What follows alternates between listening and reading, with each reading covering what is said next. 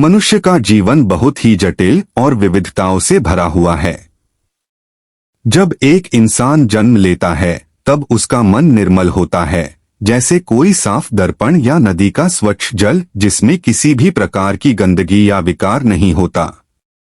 किंतु धीरे धीरे जब वह संसार में प्रवेश करता है, जब वह रिश्तों, अपेक्षाओं, इच्छाओं और परिस्थितियों के जाल में बंधता है, तब मन की शांति कम होने लगती है और उसकी जगह उलझने, भ्रम और तनाव लेने लगते हैं। मन की यही उलझनें जीवन को कठिन और असंतुलित बना देती हैं। किसी को यह उलझन धन के पीछे भागने से मिलती है, तो किसी को संबंधों की टूटन से, किसी को असफलताओं से, तो किसी को अहंकार और लालसाओं के बोझ से। लेकिन अगर गहराई से देखा जाए तो मन की हर उलझन का मूल कारण है आत्मा से दूरी और भौतिकता से आसक्ति। जब मनुष्य आत्मा के स्वरूप को भूल जाता है और केवल इंद्रियों की तृप्ति में खो जाता है, तभी मन का संतुलन बिगड़ता है और मनुष्य भीतर से अशांत हो जाता है। यही स्थिति उसे निरंतर प्रश्नों, चिंताओं और परेशानियों में उलझाए रखती है। इन उलझनों से मुक्ति पाने का सबसे सशक्त उपाय है आध्यात्मिक साधना। साधना का अर्थ केवल मंत्र जाप या पूजा पाठ तक सीमित नहीं है, बल्कि साधना वह मार्ग है जिसके द्वारा मनुष्य अपने भीतर की गहराइयों में उतरकर अपने असली स्वरूप को पहचानता है। साधना का अर्थ है आत्मा और परमात्मा के बीच सेतु बनाना, अपने मन को स्थिर करना, अपने विचारों को निर्मल करना और अपनी चेतना को उन्नत करना। जब मनुष्य साधना करता है तो धीरे धीरे उसका मन सांसारिक बंधनों से मुक्त होने लगता है। इच्छाओं का बंधन ढीला पड़ता है, अहंकार का बोझ हल्का हो जाता है और भीतर से एक सहज शांति का अनुभव होने लगता है। यही शांति मन की उलझनों को सुलझाने का सबसे गहरा उपाय है। मन की सबसे बड़ी समस्या यह है कि वह भूत और भविष्य के बीच डोलता रहता है। कभी वह बीती बातों को याद करके दुखी होता है, तो कभी आने वाले कल की चिंता करके परेशान। परिणाम यह होता है कि वह वर्तमान को जी ही नहीं पाता। साधना का पहला पाठ यही सिखाता है कि जीवन का सार केवल वर्तमान क्षण में है। जो हो गया वह बीत चुका, जो होना है वह अभी आया नहीं, लेकिन जो इस समय हमारे पास है वह वर्तमान है। जब मनुष्य साधना करता है तो उसकी चेतना वर्तमान में स्थिर होती है। ध्यान की अवस्था में बैठने से मन धीरे धीरे भटकना छोड़ देता है और अपने मूल स्रोत की ओर लौटने लगता है। यह प्रक्रिया भले ही कठिन लगे, लेकिन जब अभ्यास बढ़ता है तो साधक समझने लगता है कि उसकी सारी समस्याओं की जड़ केवल मन का चंचलपन है। आध्यात्मिक साधना के महत्व को केवल धार्मिक दृष्टि से ही नहीं, बल्कि वैज्ञानिक और मनोवैज्ञानिक दृष्टि से भी समझा जा सकता है। आधुनिक मनोविज्ञान भी मानता है कि ध्यान, प्रार्थना और सकारात्मक चिंतन से मन की उलझनें कम होती हैं। जब व्यक्ति ध्यान करता है तो उसका मस्तिष्क तरंगों की एक खास अवस्था में पहुंच जाता है, जिसे अल्फा या थीटा वेव्स कहते हैं। इस अवस्था में मन अधिक शांत, संतुलित और रचनात्मक हो जाता है। तनाव हार्मोन कॉर्टिसोल का स्तर घटता है और प्रसन्नता देने वाले हार्मोन सेरोटोनिन तथा डोपामाइन सक्रिय होते हैं। इससे व्यक्ति के भीतर एक नई ऊर्जा और उत्साह पैदा होता है। यही कारण है कि साधना करने वाले लोग छोटी छोटी बातों में उलझते नहीं हैं, बल्कि वे जीवन की बड़ी कठिनाइयों का भी सहजता से सामना कर लेते हैं। शास्त्रों में भी साधना के महत्व को बार बार बताया गया है। भगवद गीता में श्री कृष्ण ने कहा है, योगस्थः कुरु कर्माणि, अर्थात योग और साधना के द्वारा मन को स्थिर कर कर्म करो। जब मनुष्य साधना से जुड़ता है तो उसका मन स्थिर हो जाता है और वह किसी भी परिस्थिति में विचलित नहीं होता। रामायण में भी जब हनुमान जी लंका पहुंचकर राक्षसों के बीच घिरे, तब उनके मन का साहस और धैर्य केवल उनकी साधना से ही उत्पन्न हुआ। साधना इंसान को वह शक्ति देती है जिससे वह असंभव को संभव कर देता है। आज की भागदौड़ भरी जिंदगी में जब हर कोई चिंता, प्रतिस्पर्धा और असंतोष से ग्रस्त है, तब साधना का महत्व और भी बढ़ जाता है। इंसान की समस्या यह नहीं है कि उसके पास साधन नहीं है, बल्कि समस्या यह है कि उसके पास शांति नहीं है। उसके पास धन, वैभव, रिश्ते और साधन सब हैं, लेकिन उसके भीतर सुकून और स्थिरता नहीं है। यही कारण है कि लोग बाहर से सफल दिखते हैं, लेकिन भीतर से टूटे हुए रहते हैं। साधना का मार्ग इन्हीं टूटनों को जोड़ता है। यह मनुष्य को भीतर से मजबूत बनाता है, ताकि वह बाहरी परिस्थितियों से प्रभावित न हो। जब इंसान साधना करता है, तब वह धीरे धीरे अपने भीतर के शोर को शांत करने लगता है। यह शोर कभी इच्छाओं का होता है, कभी गुस्से का, कभी ईर्ष्या का, कभी भय का। साधना के द्वारा यह सारा शोर धीरे धीरे शांत होकर मौन में बदलने लगता है। और जब मन मौन होता है, तभी आत्मा की आवाज सुनाई देती है। वही आवाज असली मार्गदर्शन है, वही आवाज असली गुरु है। यही कारण है कि ऋषि मुनि गहन तप और साधना में लीन होकर सत्य के साक्षात्कार तक पहुंचते थे। मन की उलझनों को अगर गहराई से देखा जाए तो यह केवल बाहरी परिस्थितियों से नहीं, बल्कि हमारी अपनी धारणाओं और दृष्टिकोण से भी उत्पन्न होती हैं। जब मनुष्य किसी घटना को अपने दृष्टिकोण से देखता है, तो वही दृष्टिकोण उसे या तो शांति देता है या फिर अशांति। यदि दृष्टिकोण सकारात्मक है तो परिस्थिति चाहे जैसी भी हो, मन में स्थिरता बनी रहती है। लेकिन यदि दृष्टिकोण नकारात्मक है तो छोटी सी घटना भी मन को विचलित कर देती है। साधना का महत्व यही है कि यह हमारी दृष्टि को बदल देती है। साधना करने से इंसान का मन संकीर्ण दृष्टिकोण से हटकर व्यापक दृष्टिकोण की ओर बढ़ता है।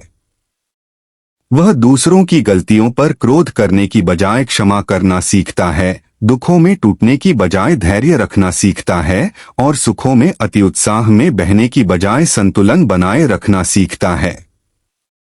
यही साधना की असली शक्ति है। मन की उलझनें प्रायः 3 स्तरों पर होती हैं: शरीर, मन और आत्मा। शरीर की उलझनें तब पैदा होती हैं जब हम स्वास्थ्य की उपेक्षा करते हैं और केवल इंद्रियों के सुख में डूब जाते हैं। मन की उलझनें तब होती हैं जब विचारों का प्रवाह अनियंत्रित हो जाता है और मन एक जगह टिकता ही नहीं। आत्मा की उलझनें तब होती हैं जब इंसान अपने असली स्वरूप को भूलकर केवल भौतिकता में खो जाता है। साधना इन तीनों स्तरों की उलझनों को सुलझाने का माध्यम है।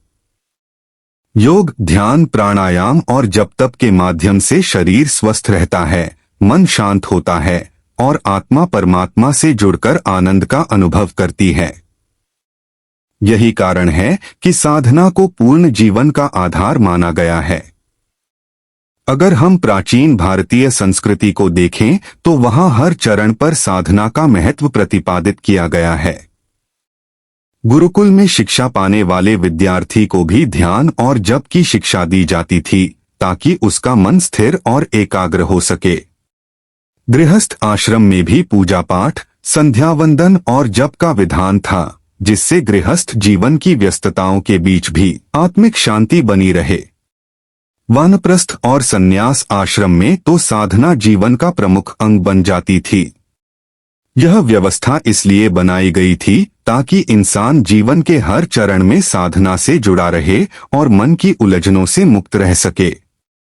साधना का महत्व केवल धार्मिक मान्यताओं तक सीमित नहीं है, बल्कि यह व्यावहारिक जीवन में भी अत्यंत सहायक है। उदाहरण के लिए, कोई व्यक्ति नौकरी करता है और रोजाना उसे तरह तरह की चुनौतियों का सामना करना पड़ता है।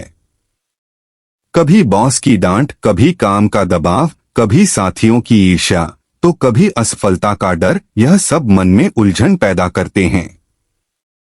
यदि वह साधना करता है तो उसका मन इन परिस्थितियों से जल्दी विचलित नहीं होता। वह अपने काम पर ध्यान केंद्रित कर पाता है और साथ ही उसका व्यवहार भी सकारात्मक बना रहता है। यही कारण है कि आज की आधुनिक कॉरपोरेट दुनिया में भी मेडिटेशन और माइंडफुलनेस पर जोर दिया जाने लगा है। बड़ी बड़ी कंपनियां अपने कर्मचारियों को ध्यान और योग की शिक्षा दिलवाती हैं ताकि उनका मन शांत रहे और वे कार्यक्षमता के साथ काम कर सकें। पारिवारिक जीवन में भी साधना का महत्व अत्यंत है। रिश्तों में सबसे अधिक उलझनें तब पैदा होती हैं जब अहंकार और अपेक्षाएं बीच में आ जाती हैं। पति पत्नी के बीच विवाद, माता पिता और बच्चों के बीच दूरी, भाई बहनों में ईर्ष्या, ये सब मानसिक अशांति का कारण बनती हैं। यदि परिवार का हर सदस्य थोड़ी सी भी साधना करता है तो उसके विचारों में शांति और प्रेम बढ़ता है। वह दूसरों की बातों को समझना सीखता है, क्रोध कम करता है और क्षमा करना सीखता है। जब परिवार में साधना का वातावरण होता है तो वहां प्रेम, सामंजस्य और खुशी स्वतः ही फैलने लगती है। आध्यात्मिक साधना केवल व्यक्तिगत शांति तक सीमित नहीं रहती, बल्कि यह समाज को भी प्रभावित करती है। जब समाज में अधिक लोग साधना से जुड़े होते हैं तो वहां अपराध, हिंसा और अशांति कम होती है। इतिहास गवाह है कि जब जब संत महात्माओं ने साधना और भक्ति का संदेश दिया, तब तब समाज में परिवर्तन आया। बुद्ध ने ध्यान और करुणा का संदेश दिया तो हिंसा में डूबा हुआ समाज करुणामय बनने लगा। महावीर ने साधना और अहिंसा का मार्ग दिखाया तो समाज में दया और सहअस्तित्व का भाव जागा। संत कबीर, तुलसीदास, मीरा, गुरु नानक सबने साधना और भक्ति को जीवन का आधार बताया और समाज को प्रेम और भाईचारे का संदेश दिया। यदि हम मन की गहराई में जाएं तो पाएंगे कि मनुष्य की सबसे बड़ी उलझन अहंकार है। यही अहंकार इंसान को दुखी करता है, यही अहंकार उसे दूसरों से तुलना करने पर मजबूर करता है, यही अहंकार उसे असंतोष में डाल देता है। साधना का सबसे बड़ा लाभ यह है कि यह अहंकार को पिघला देती है। साधक को जब यह अनुभव होता है कि वह केवल एक माध्यम है, सृष्टि का छोटा सा अंश है और सारा सामर्थ्य परमात्मा से ही आता है, तब उसका अहंकार स्वतः ही मिटने लगता है। अहंकार के मिटते ही मन हल्का हो जाता है और हल्के मन में उलझनों के लिए जगह ही नहीं बचती। एक और गहरी बात यह है कि साधना मनुष्य को मृत्यु के भय से भी मुक्त करती है। मृत्यु का भय इंसान के जीवन की सबसे बड़ी उलझनों में से एक है। जब तक वह मानता है कि शरीर ही सब कुछ है, तब तक उसे मृत्यु डरावनी लगती है। लेकिन साधना के द्वारा जब उसे आत्मा का साक्षात्कार होता है, तब वह जान लेता है कि आत्मा अमर है और शरीर केवल एक वस्त्र की तरह है। तब मृत्यु का भय समाप्त हो जाता है और जीवन का हर क्षण आनंदमय लगने लगता है। यही वह स्थिति है जिसे शास्त्रों में जीवन मुक्त कहा गया है। मन की उलझनों का सबसे बड़ा कारण है उसकी चंचलता। जैसे कोई बंदर एक डाली से दूसरी डाली पर बिना रुके कूदता रहता है, वैसे ही हमारा मन एक विचार से दूसरे विचार पर कूदता रहता है। कभी वह भविष्य की योजनाओं में उलझता है, कभी बीते हुए कल की यादों में, कभी किसी अपमान की पीड़ा में, तो कभी किसी सुख की कल्पना में। इस निरंतर भागदौड़ के कारण मन कभी शांत नहीं हो पाता। जब तक मन शांत नहीं होगा, तब तक उलझनें सुलझ नहीं सकती। यही कारण है कि संत और ऋषिमुनि हमेशा कहते आए हैं कि मन को स्थिर करना ही साधना का सार है। जब मन स्थिर होता है, तभी आत्मा का प्रकाश प्रकट होता है और तब जीवन की सारी उलझनें अपने आप सुलझने लगती हैं। आध्यात्मिक साधना मनुष्य को आत्मचिंतन और आत्ममंथन का अवसर देती है। आज की दुनिया में लोग बाहर की चीजों को जानने में बहुत समय लगाते हैं। विज्ञान, तकनीक, बाजार, राजनीति, हर विषय पर जानकारी इकट्ठी करते हैं, लेकिन अपने ही भीतर क्या चल रहा है, अपने ही मन की गहराइयों में कौन सी इच्छाएं और विकार बैठे हैं, इस पर ध्यान देने का समय नहीं निकालते। साधना हमें यही सिखाती है कि पहले अपने भीतर की यात्रा करो। जब इंसान भीतर उतरता है तो उसे अपने ही दोष और गुण दिखाई देने लगते हैं। धीरे धीरे वह अपने दोषों को सुधारने लगता है और अपने गुणों को बढ़ाने लगता है। यही आत्मिक प्रगति है और यही मन की उलझनों से मुक्ति का मार्ग है। मनुष्य की कई उलझनें इच्छाओं से जन्म लेती हैं। इच्छा स्वाभाविक है, लेकिन जब इच्छा अनियंत्रित हो जाती है तो वह उलझन का कारण बन जाती है। एक इच्छा पूरी होती है तो दूसरी सामने खड़ी हो जाती है। तीसरी पूरी होती है तो चौथी जन्म ले लेती है। यह क्रम कभी समाप्त नहीं होता। साधना का सबसे बड़ा महत्व यह है कि यह इच्छाओं को नियंत्रित करना सिखाती है।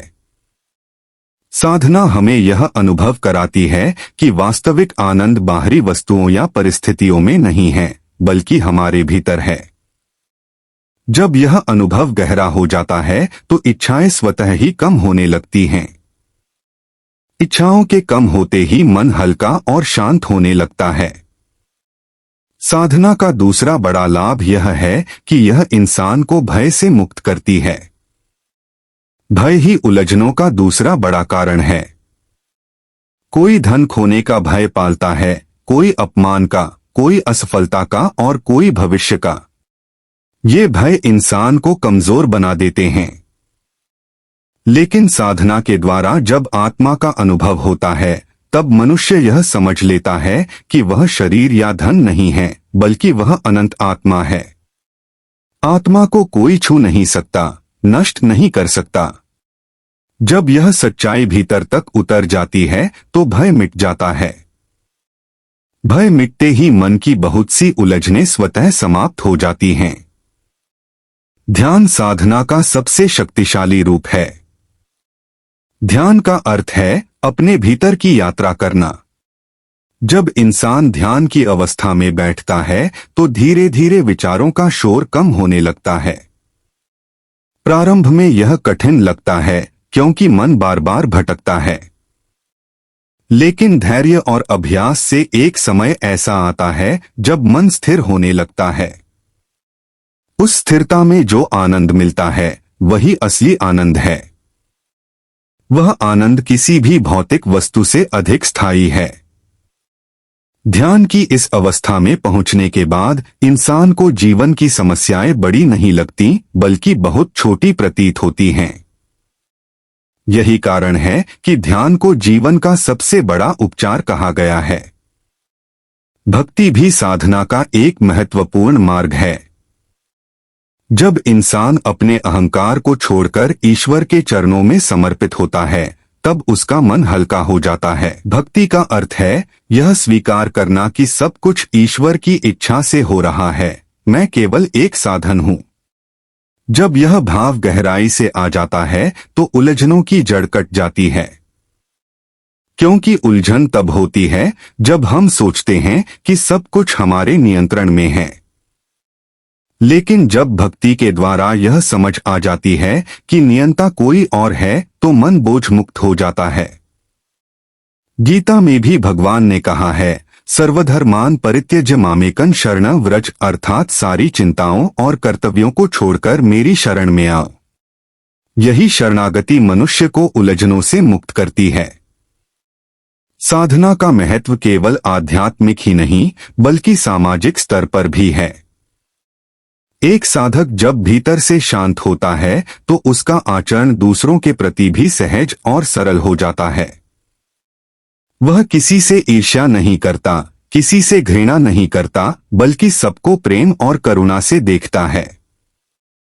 उसका यह व्यवहार समाज में सकारात्मक ऊर्जा फैलाता है। धीरे धीरे यह ऊर्जा पूरे समाज को प्रभावित करने लगती है। यही कारण है कि संतों के आश्रमों और तीर्थ स्थलों पर जाते ही मन को शांति मिलती है, क्योंकि वहां साधना की ऊर्जा चारों ओर फैली होती है। मन की उलझनों से मुक्ति पाने का अर्थ यह नहीं कि जीवन में समस्याएं आना बंद हो जाएंगी। समस्याएं आती रहेंगी क्योंकि यह संसार का स्वभाव है। लेकिन साधना करने से यह फर्क पड़ता है कि समस्याओं से निपटने का तरीका बदल जाता है।